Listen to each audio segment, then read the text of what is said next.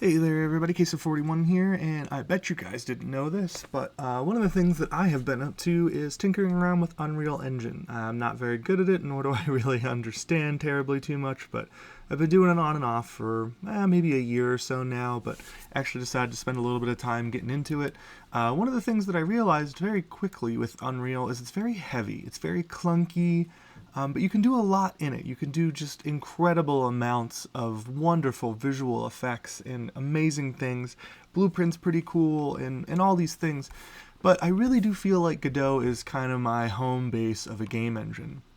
The only real benefit that I truly see with Unreal, other than the fact that it's an industry standard engine, you can do a lot of things, the graphics are very, very impressive, is kind of just the fact that it's an industry standard system. So a lot of people make a lot of assets for it, and you can get a lot of kind of off the shelf, wonderfully high res, awesome looking environments from Fab as well as other marketplaces.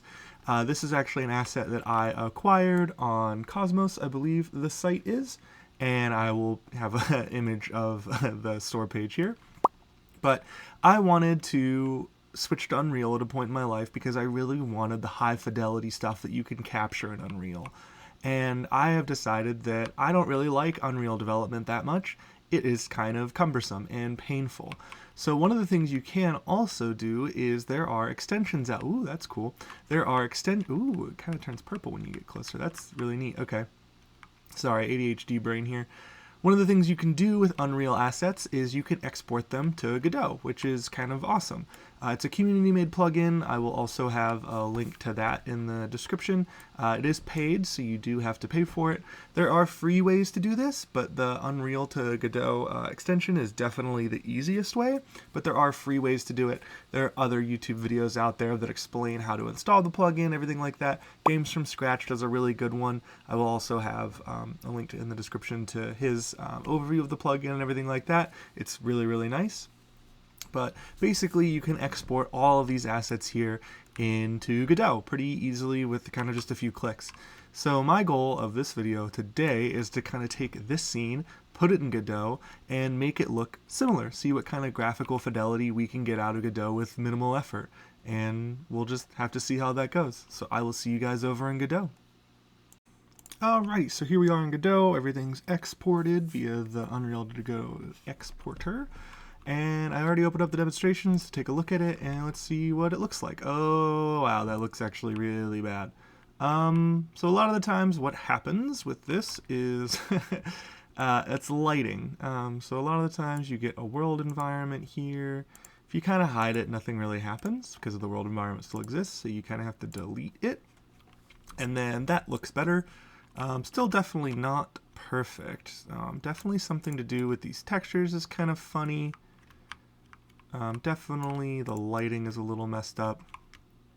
But if we kind of go in here, everything else doesn't look terrible. That's not lit up. A lot of the times it comes down to lighting. You're going to spend a lot of time kind of adjusting the lighting in this. Because there is no lighting here. And one of the things that you really want to do is kind of keep the Unreal around as a reference. So if we go in here, so you kind of need to know a little bit. So it's just a rect light on it, it seems. So that just kind of makes it pop a little. So what's behind the rect light? Oh, a little light in the little vending machine thing. Yeah. So let's try to get this working nicely. Let's take a look at the surface materials here. So surface materials are just located on the mesh under surface material override. If you use the Unreal to Godot exporter, you kind of get all these as visual shaders, which is awesome if you can actually work your way through the spider web that is these visual shaders that come from Unreal, because it is intensely a lot, but it is possible if you know what you're doing. But if you just want to tweak a few things, like if you're just saying, hey, I don't really like the look of it in Godot, it's just kind of not, it doesn't pop as much, which you're right, it doesn't. And probably like these bits are good, it's just the lighting that's happening. But the main difference for this scene particularly is the fact that the screen is basically not lit up. That's really not a good vending machine. So all you have to do is locate whatever surface material actually has that, which in this case it is 0. And then because it's a vending machine, it's going to light up. So that's an emissive property. So we want to take a look at emissive intensity. I've already done a little bit of testing on this, so we'll just turn it to 40 to make it kind of pop, make it look nice. And then we can also do screen flickering if you want, make it seem a little bit more like a vending machine. If you really wanted the kind of flickering that occurs in the Unreal scene, you are going to need to kind of do your own custom coding. But by standard in just Unreal like this, it's not really doing anything. So we're just going to keep it as that. We'll flick on screen flickering because it just makes sense to. And then you can also do, you can tinker with whatever you want and just see what it does. Like this doesn't really do anything until you kind of hit a certain threshold, so we're not really going to mess with that. There's roughness to kind of tell you how rough the texture is. There's all kinds of stuff that you can actually mess around with this. Pixels opacity is actually kind of interesting. So that's like how much you can see through it apparently, which is kind of neat. So it kind of just becomes this like backlit kind of deal because there's a backlit thing in there and you're kind of just seeing the grid behind it, which is neat. So by default it was set to 1, so you could set it to like 0.8 and you'll see a little bit of the pixel grid behind it, which is kind of neat, honestly. I don't really know if I want it that much, but we could set it to 0.9 or whatever. So if we save this scene, that'll now apply in our demonstration whenever we come back over here. And it actually loads and updates. We now have a lit up vending machine, which is a lot nicer.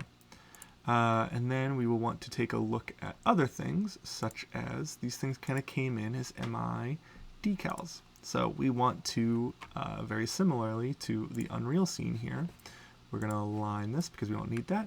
Whoops, sorry. So yeah, you can see how you can see the dot matrix behind the Unreal bit here, which is kind of neat. But if we want the red light down here, we're going to have to tweak that little red light to actually exist in Godot. So let's get on to that next. Alright, so where is that red light? We saw that it was up underneath here, it exists here, so let's select it, and then let's pull out a little bit, and let's see if we can get it to be just a little bit brighter, so we get that red light effect in here. The lumen kind of offset between Unreal and Godot is pretty significant whenever you do the exports, so you kind of just got to do whatever feels kind of right. This one, that actually looks pretty decent around there, but it is a lot of tweaking, so we just set that, and then that pretty much covers the red light, so we kind of have that now. What else needs to be done for the vending machine? I actually picked a really terrible example because it's very complex. That's actually pretty much it for the vending machine, but the rest of the stuff is kind of happening around it as well. So that's kind of a stream that's giving you the particle emitters, which make it look like bugs, which doesn't exist in Godot. So that is something you would have to kind of create yourself. But overall, I think that covers the soda machine, which is pretty sweet. Pretty sweet that you went from that to this in Godot. Now, definitely less lighting and whatnot, but really all it does come down to is lighting, ambient lighting. So you have to mess around with that quite a bit to get the exact same feel. For instance, let's go ahead and select, that's a fog sphere thing, that's what the particle emission things are. Now, we can't really recreate that directly in Godot. That's not something that it can export because I believe that's using an Unreal specific technology to kind of do those. Yeah, particle system components. So we can't really transfer that over immediately, but you could make your own particle system in Godot to copy that effect. Alright, next up, let's try to take some time to make it a little bit more lighty over here. So we have this light up here, we definitely have a little bit of a light back there, and we have some decals over here that we would want to re-add. So let's go ahead and tweak the lamp light up here and add the decals in over there. So I already have the lamp light selected, it just took me a minute to find it, which is kind of funny. So let's up the lumens here. That's actually really, really high, but let's go ahead and give it around there. We can definitely make it a little bit more moody if we want. Let's make it just a little bit darker. That's very yellow, but I didn't really pick out a color ahead of time, probably should have. But we will make it just a little bit yellow, you know, kind of like that yellow tinge that eats away at you every day at your office job kind of deal. Alright, so after a bunch of tinkering with it, I've come to find that it's probably not worth my time to mess with the decals too much. So what we can do, well, I guess I should show you something that I've realized. It's the albedo texture in the background. Kind of makes that weird pop in there, like that one texture. So if we just search for mi_leak, we'll get all of the decals in the scene, which apparently there's 250 of them. And if we hide them, we end up with a much more just clean look. We can definitely add all that back in as we go, but it definitely might not be worth the effort to try and get all of that graffiti in there when we can just achieve the same effect with posters and other things. Again, it's kind of an import thing, so you never really know how good it's going to come out, but overall, I think that looks definitely better.